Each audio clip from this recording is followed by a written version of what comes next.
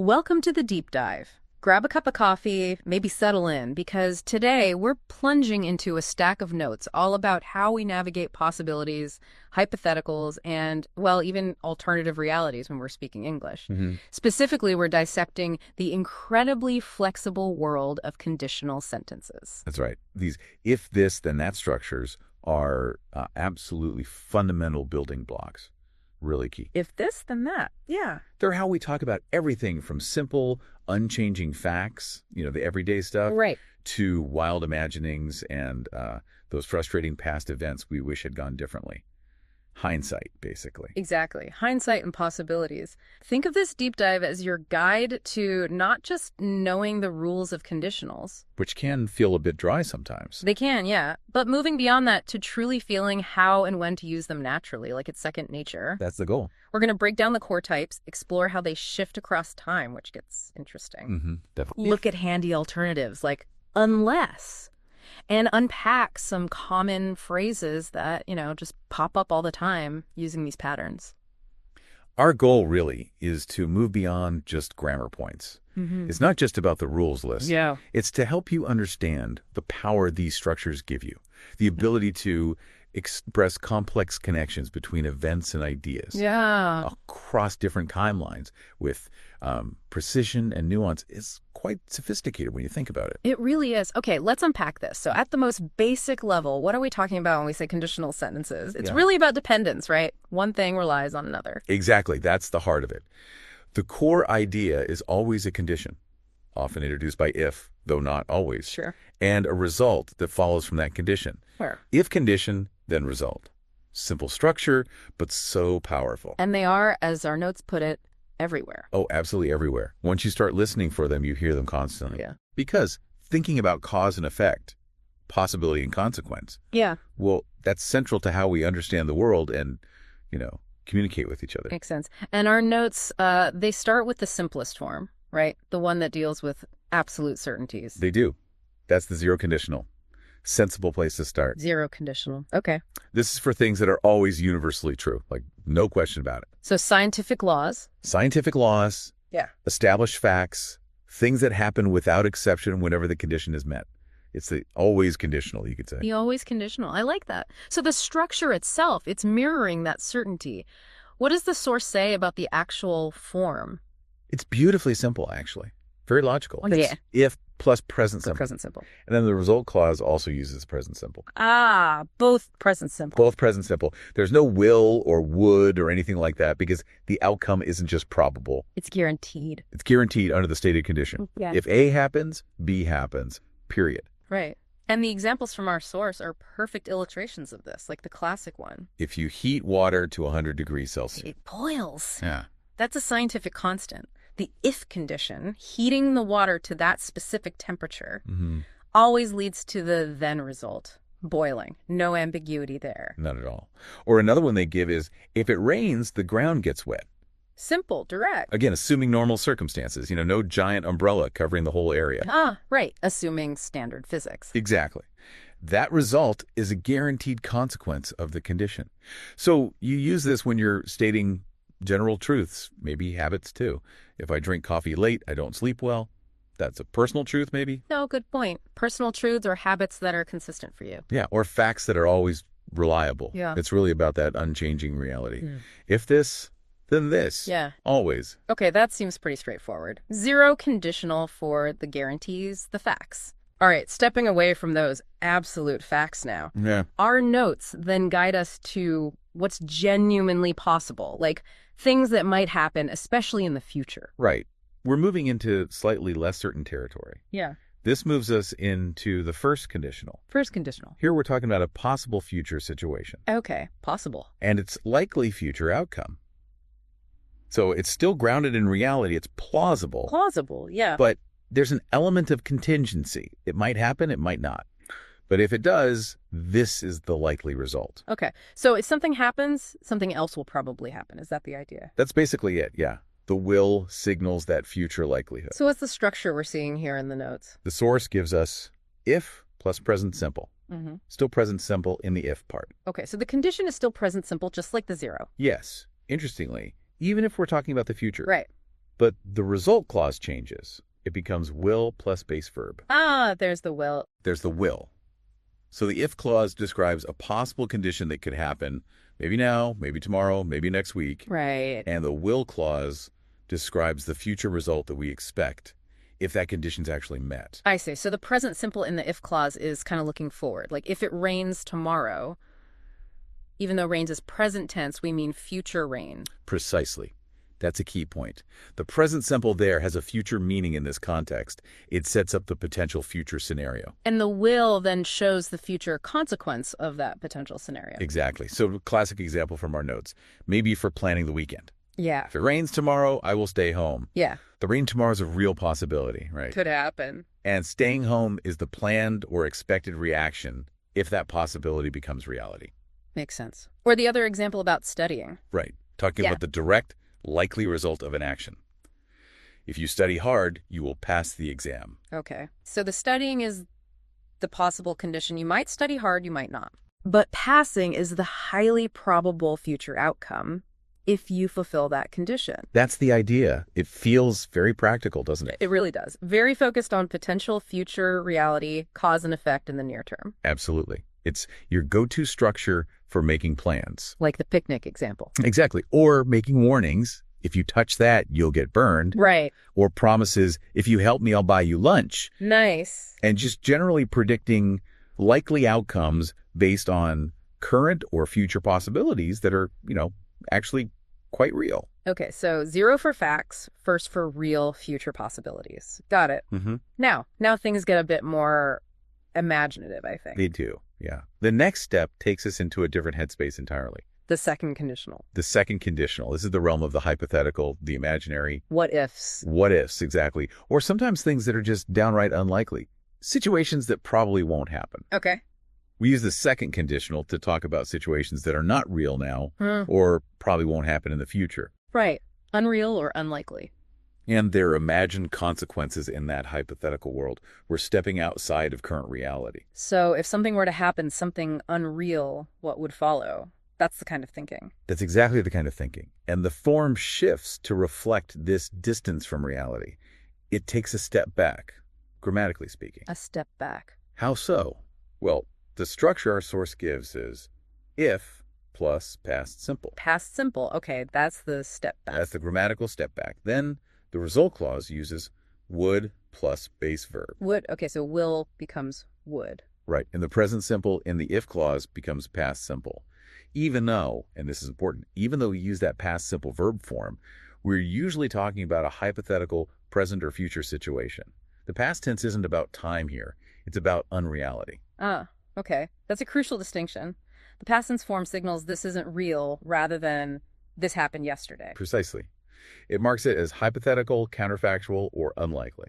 This is where that famous if I won the lottery sentence comes in, isn't it? That's the classic second conditional example, winning the lottery.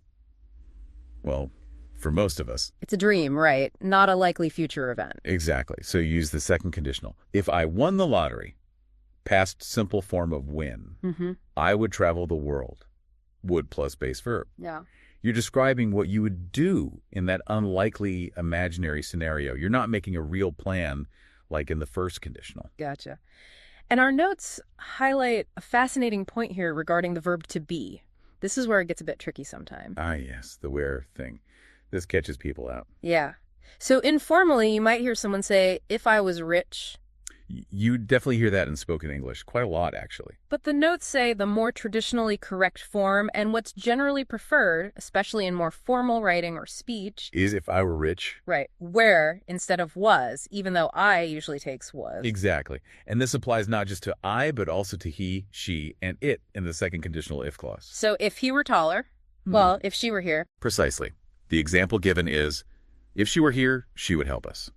The reality is she isn't here. So we use if she were. And what's the reason for that? Why were? Well, our notes mention it's a remnant of something called the subjunctive mood. The subjunctive. Sounds fancy. It does, doesn't it? But basically, it's a special verb form used to express things like wishes, hypothetical situations, things contrary to fact. And this were in the second conditional is one of the last common places you see it clearly in English.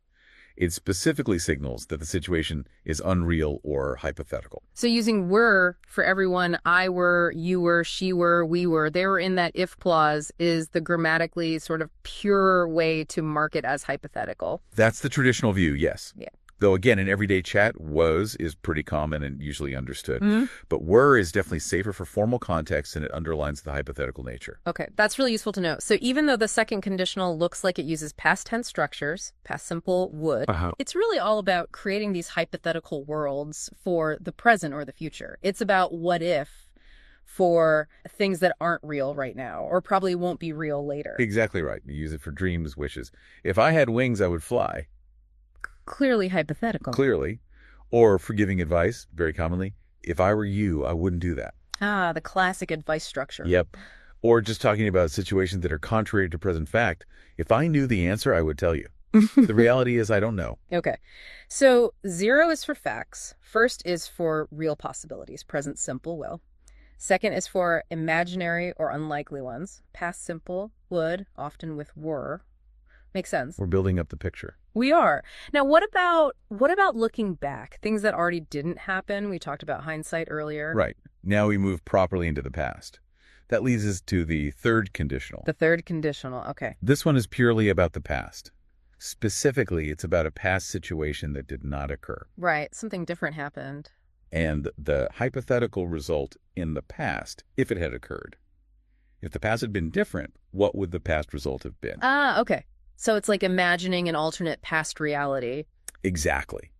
This is often the conditional of regret, thinking about what you wish you'd done differently. Oh, I can see that. Or occasionally it can be relief. If I hadn't checked my phone, I would have missed that important email.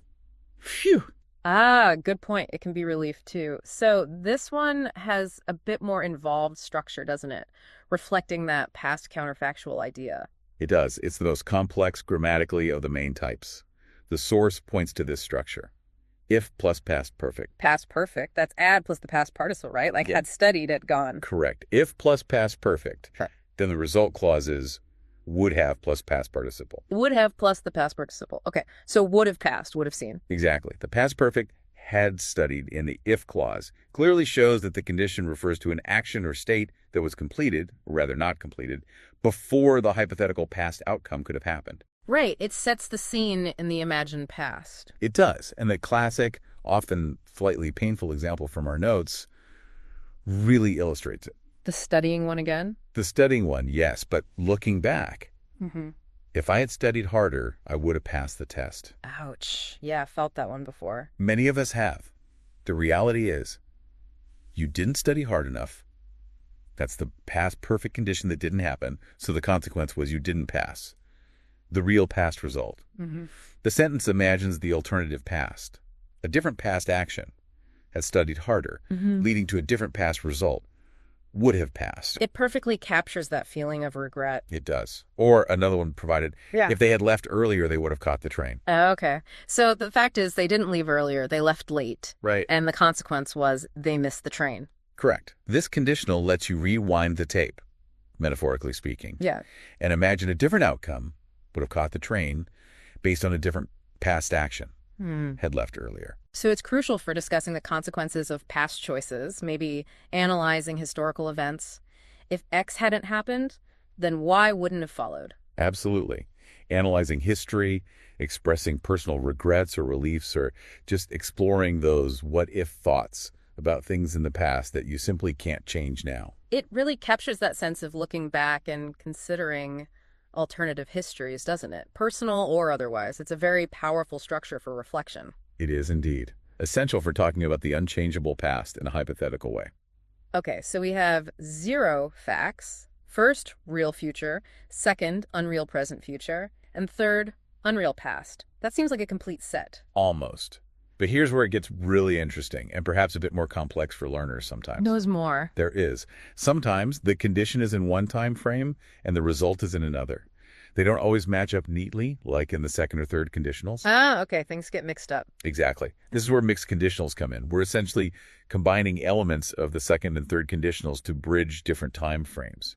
Combining elements. Okay, how does that work? Our notes highlight 2 main ways this happens, right? That's right. two primary types of mixed conditionals. The first one mentioned is a past condition that has a result in the present. Correct. Think about it. Something did or didn't happen in the past, and because of that, something is true now. Okay, I can imagine scenarios like that. What's the structure? The structure reflects the mix. The if clause refers to the past condition, so it uses the past perfect, just like the third conditional. So if plus past perfect. Okay, I had done something. But the result clause refers to the present result. So it uses the structure from the second conditional result clause, would plus base verb. Ah, so if plus past perfect, Right. then would plus base verb. It's borrowing from both. Exactly. It's a hybrid. The if part looks like a third conditional, setting up the unreal past. But the then part looks like a second conditional result clause, showing the unreal present consequence. Okay, an example would really help here. Definitely. The example from the notes makes this click instantly. If I'd gone to bed earlier last night. Okay, past perfect. That's the unreal past condition. I didn't go to bed earlier. Right. I wouldn't be so tired now. Wouldn't be. That's would plus base verb be. And the now confirms it's a present result. Precisely. The condition, going to bed, or rather not going to bed earlier, happened last night. That's past.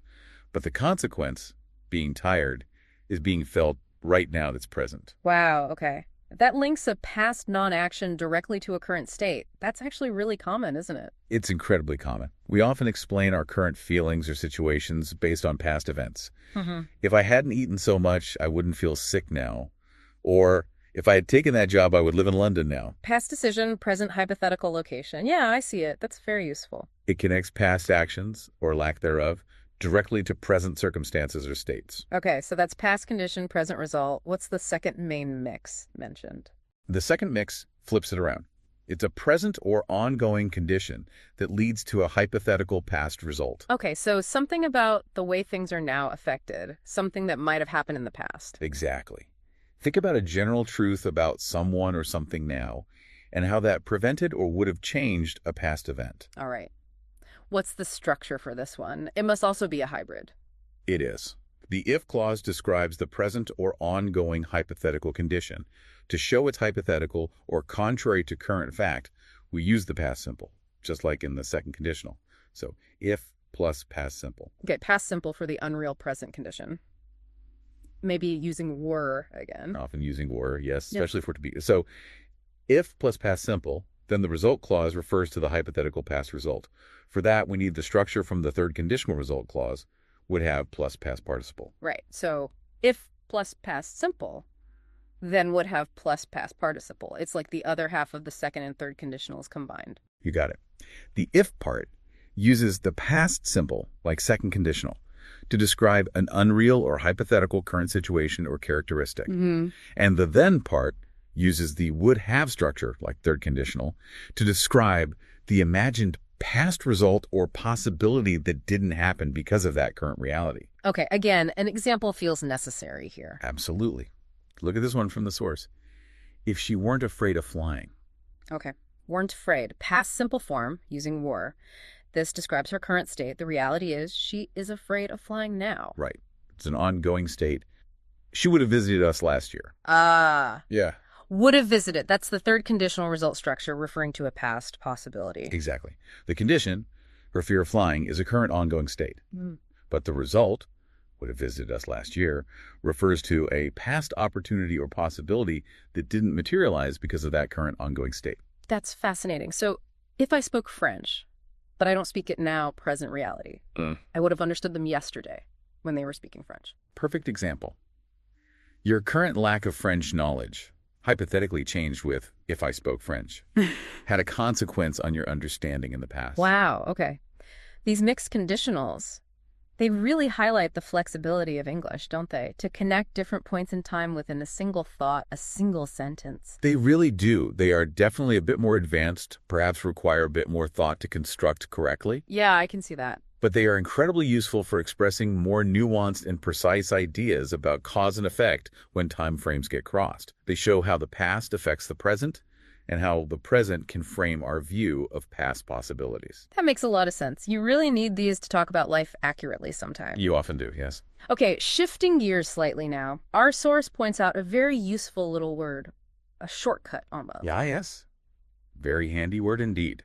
It often acts as a replacement for a negative conditional, specifically if not. That word is unless. Unless. It effectively means exactly if dot not. And using unless can often make sentences more concise, maybe a bit more elegant or natural sounding sometimes. Okay, so instead of saying, I won't go if you do not come with me, which feels maybe a bit clunky, a bit formal. A little bit, yeah. Perfectly grammatical, but maybe not how you'd always say it. You can just say, I won't go unless you come with me. simple, clean. Exactly. The meaning is identical. My going is conditional on you coming. Put another way, my not going is conditional on you not coming. Unless you come, if you do not come. Okay, that's clear. And another example from our notes uses it with a first conditional idea, I think. Yes, the picnic one. Unless it rains, we'll have a picnic. Right. So this is about a real future possibility, rain, affecting a future plan, picnic. Mm-hmm. And unless it rains just means... If it does not rain, if the condition of rain is not met, the result, having a picnic, will happen. It's a very common and efficient way to express conditions, isn't it? Especially for future possibilities like this. You won't pass unless you study. Exactly. Don't call me unless it's an emergency. Means only call if it is an emergency or don't call if it's not. It really shows how these structures aren't just rigid formulas, are they? There are variations, shortcuts, alternatives, like unless that add flexibility and naturalness to the language. Absolutely. Language is always finding efficient ways to express common ideas, and unless is a great example of that for negative conditions. Okay, so beyond the sort of core grammatical structures, zero, first, second, third, mixed, and unless our source also highlights something else important. What's that? That conditionals pop up in lots of fixed, common phrases, like little idioms or set expressions. Oh, yes, the common conditional phrases. That's a great point. These are like pre-packaged chunks of meaning that use conditional forms. And knowing these, using these, really makes you sound much more natural, doesn't it? Part of the idiomatic flow of English. It absolutely does. These phrases are like little shortcuts to expressing quite complex conditional ideas that come up often in conversation. So let's look at a few the notes mention. One is, if worst comes to worst. Right. If worse comes to worse, what does that mean? It essentially means if the most unfavorable or serious situation possible actually happens. So you're planning something, maybe hoping for the best. Planning optimistically. But you acknowledge the absolute worst case scenario with this phrase, like, we hope the funding comes through, but if worst comes to worst, we have a backup plan. Exactly. It's a way to contingency plan for the ultimate negative outcome without dwelling on it. It uses that zero-first conditional feel. If this bad thing happens, then this is the consequence plan. Got it. Another useful one mentioned is if push comes to shove. Yes, if push comes to shove. The source explains this is used when you're basically forced to take action, often difficult or decisive action, maybe after hesitating or trying other things. So it implies a point of necessity, like things have escalated? Exactly. It suggests you've reached a critical point where you have to act, even if you don't really want to. The push and shove suggest force or pressure. Like in the example given, I really don't want to argue with my boss, but if push comes to shove, I'll quit my job. Right. Quitting isn't the preferred option, clearly. But if the situation becomes intolerable, if they are pushed to that point, that's the action they would, or perhaps will, take. It has a feel of the first or maybe even second conditional, depending on the likelihood. Okay, that's a strong phrase. And then there's a very common positive one. Ah, yes, the optimistic one. If all goes well. Simple, but you hear it all the time. You do. It's a hopeful phrase you use when describing expectations or plans. It just means if everything proceeds according to plan, without any problems or setbacks. Like we're starting the project next week. If all goes well, we should be finished by noon or finished by December, whatever the time scale is. Exactly.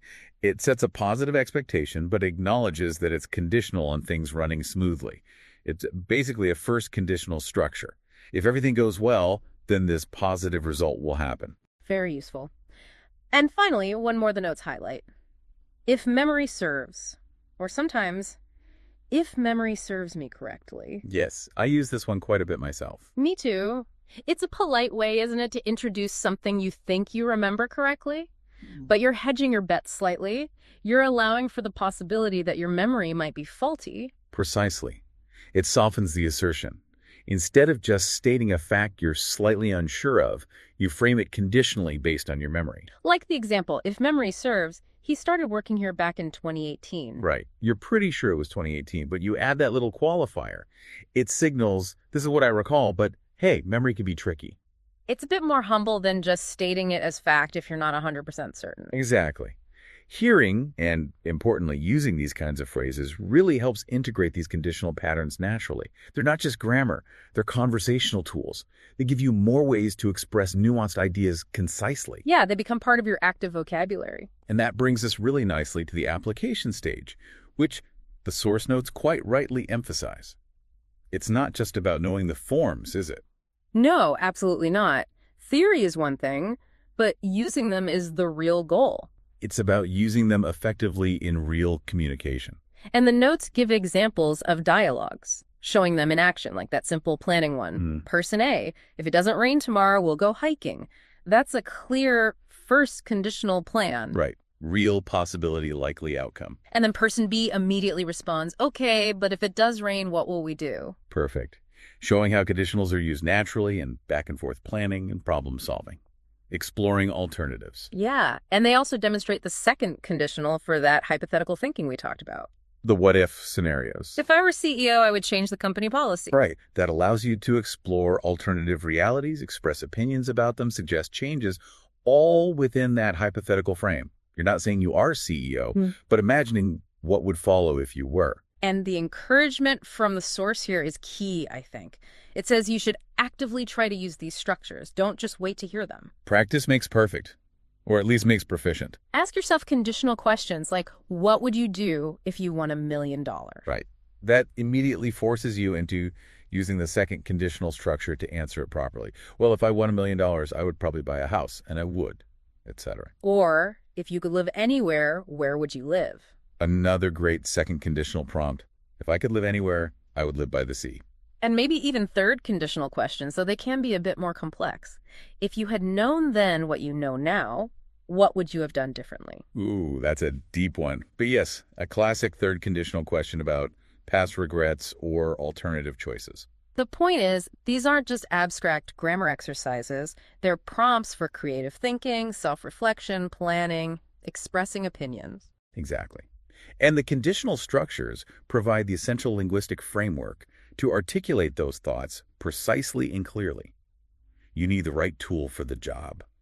And the notes also mention some power phrases for practice, like templates to get you started. Yes, things like, if I were in your shoes, which is just another way to start giving second conditional advice. Right. If I were in your shoes, I would talk to him. Or, unless something changes, which sets up a first conditional result based on the current situation continuing. Unless something changes, we'll have to cancel the meeting.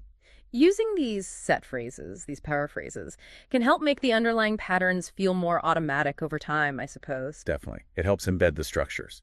You say, if I were in your shoes, enough times, and that if plus past simple would plus verb pattern starts to feel natural for giving advice. So, wow, we've covered quite a bit of ground here. We've navigated the different currents of English conditionals. It's like different levels of reality, isn't it? It really is, from the solid ground of facts with the zero conditional. If A, then B, always. Through the real possibilities of the future with the first conditional. If A, then B will likely happen. Venturing into the imaginary or unlikely worlds of the second conditional. If A happened, but it won't, then B would happen. Looking back at alternative pasts, the regrets and reliefs with the third conditional. If A had happened, but it didn't, then B would have happened. And even blending those time frames with the sometimes tricky but very useful mixed conditional. Linking past and present in hypothetical ways. Yeah. Plus, we looked at the handy shortcut, unless, for if not. Don't forget unless. Very useful.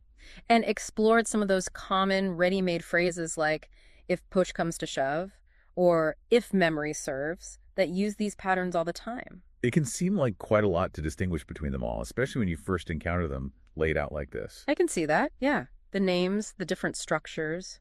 But the point, as we've kind of circled back to a few times, isn't just memorizing the names and the grammatical forms like some kind of test. No, it's more intuitive than that, or it should become so. It should. It's about understanding the purpose of each type. What kind of reality are you talking about? Is it factual, possible, imaginary? Right, and what kind of time frame? Present, future, past, or a mix? And what level of possibility or impossibility are you trying to describe? Is it certain, likely, unlikely, completely counterfactual? Getting a feel for that is what helps you choose the right structure naturally. Absolutely. Yeah. And mastering these structures, getting comfortable with them, it truly gives you this incredible linguistic power, the power to discuss dependencies, to explore hypothetical situations. To express regrets or relief about the past, to make plans for the future. All with much greater clarity, nuance, and sophistication than you could otherwise. It really expands your expressive range in English. It really does, which I think raises a really important question for you, the listener, to consider after this deep dive. How does becoming more comfortable and more confident with these different conditional forms, zero, first, second, third, mixed, unless, how does that change the way you can think about, express, and maybe even analyze possibilities, consequences, and alternative realities in your own life and in your conversations? That's a great question. It's not just about speaking English better. It might even slightly shift how you frame thoughts about choices and outcomes. It might indeed. Something to ponder. Keep listening for these patterns when you hear English being spoken. And keep practicing using them. Try making your own examples. Ask yourself those what-if questions. Don't be afraid to make mistakes initially. That's how you learn. Exactly. Over time, they'll start to feel completely natural, part of your own voice. Well, this has been a fascinating exploration. It has. Conditionals are such a core part of the language. Thanks for joining us for this deep dive. Thank you.